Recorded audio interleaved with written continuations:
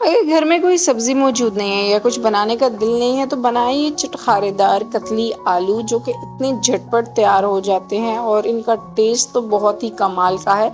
और सबसे बड़ी बात ये है कि बच्चे इसको बहुत शौक से खा लेते हैं। तो ये मैंने आलूओं को इतनी मोटाई में काट लिया है। आपने बहुत पतले नहीं काटना वरना ये फिर टूट जाएंगे, इतनी मोटाई इनकी होनी चाहिए। इस तरीके से आपने आलूओं को कतलियाँ काट लेनी है। अब एक कढ़ाई में ऑयल ले लेंगे। ऑयल आपने थोड़ा सा ज़्यादा ही लेना है, बाद में इसको थोड़ा कर लेंगे। और जितने भी आलू आपने काट के रखे हुए हैं उन सबको आपने फ्राई कर देना है।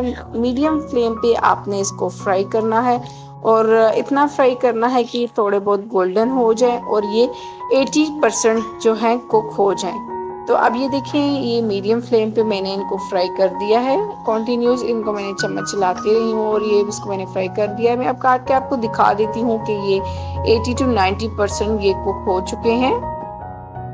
ये देखें, अब इस स्टेज पे आपने इनको निकाल देना है। तो मैं क्या करती हूँ, तमाम आलू जो फ्राई किए हुए हैं इनको मैं निकाल देती हूँ।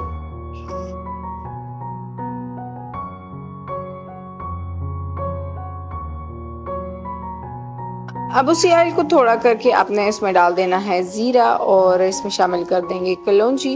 अब इसमें शामिल कर देंगे बड़ी वाली गोल लाल मिर्चें। अब इनको चटकने के लिए छोड़ देंगे और अब इसको चम्मच चलाते हैं कि थोड़ा सा ये गरम ऑयल में चटकना शुरू हो जाए। तो अब इसमें शामिल कर देते हैं लहसुन अदरक का पेस्ट। इसको अच्छी तरीके से मिक्स कर देते हैं।